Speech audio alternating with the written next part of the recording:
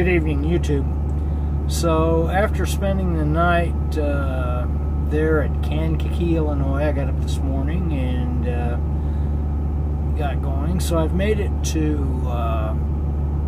Knoxville, Tennessee, and I had about, I don't know, about 2.5 more hours that I could have driven, but I decided I would just go ahead and stop here at one of the pilot truck stops here in Knoxville, and that leaves me about I don't know, 200, somewhat over 200 miles to go tomorrow, maybe around 200 or a little more. And so I'll leave here probably around 5 a.m. Eastern time, and you know, the idea is that I want to be I need to be to Charlotte but a little bit before 10 a.m. and looks like after that they've already sent another load that picks up I think it was about, I don't remember the name of the town, about 20 miles from Charlotte, and then I don't remember where the load was going, maybe somewhere in Illinois.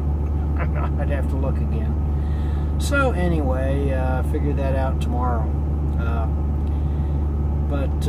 So if this all works out, I've included some more video from my dash cam, and the dash cam was running, ended up leaving it running while I was inside the truck stop here getting something to eat, and so you can watch,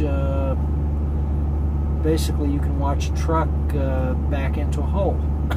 It's on the other, you know, it's in the line of trucks that I'm sort of opposing, the opposing line of trucks, and you can watch this guy back into one of the holes, you know, so, you know, I don't know, that might be interesting to some people. I don't know, I find it kind of nerve-wracking watching people back in, especially if they're, you know, if they don't know, you can kind of tell if people don't know what they're doing.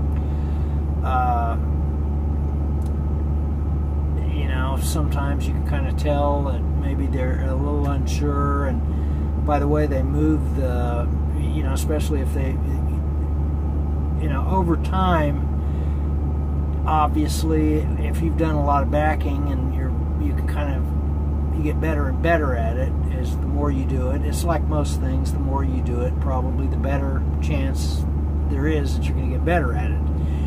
And so some of these people, you can kind of tell, I think there's an influx again of, in the past couple of years, there's an influx again of a lot of new people into the industry, and you can kind of tell that they're a little bit unsure about what they're doing, and so, you know, I don't know, I find it nerve-wracking to kind of watch somebody back in. And then it's also, there's an element of, if someone knows that someone's standing there or sitting there watching them, that makes them more nervous. So when I see somebody backing in, typically I will completely ignore them and just let them do it, because if you look at them and if they know you're looking, then that's just probably going to make them that much more nervous. So anyway, include that video if I can get it to render. It kind of takes a little while to, the dash cam that I have records to AVI file format. If I was going to buy, you know, at some point, if I ever buy a new dash cam, if this one ever craps out, then I'll try to make sure that I get one that has the right file format. It would be really better if it was MP4. So what I have to do in order to be able to include it in these videos, I have to actually copy it to the phone, which that's a pretty quick process. So I've got an adapter. I can just plug the chip into it right out of the dash cam into this adapter into the bottom of the phone, and I can just copy the files right over, just like it was copying files on a computer. But then the problem is that the software that I'm using can't deal with AVI files. The only files that it seems to be able to deal with are the H.264 MP4 files.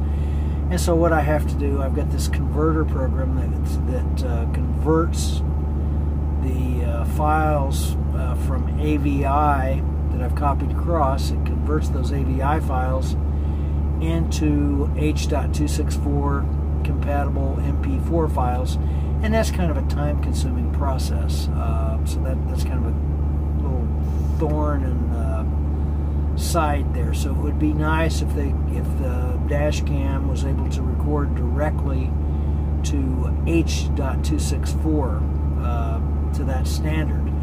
Now, I think, with the increasing popularity of dash cams, I think that it's going to be, in the future, it's going to get better and better as far as manufacturers specifying that and complying with it, versus, I don't know about right now. It's been a while since I bought this dash cam, probably more than a year. At that point, it was really difficult, and it probably still is difficult to figure out. If you go on Amazon, let's say, and you're looking for dash cams, it's going to be kind of difficult probably to figure out exactly what is the file format. Excuse me, and you'll never really know if it's compatible with what you're trying to do with it until you plug it in and find out if it's compatible or not. It's kind of a pain in the rear, but eventually I hope that it seems like over time they inevitably, as the popularity increases, with certainly it's happened with phones, smartphones, as the popularity has increased, then manufacturers really try to make it as easy as possible and make things just work instead of making the consumer jump through a bunch of hoops in order to try to do something. So hopefully it'll get easier over time. So anyhow, from Knoxville, Tennessee, I'll catch you later.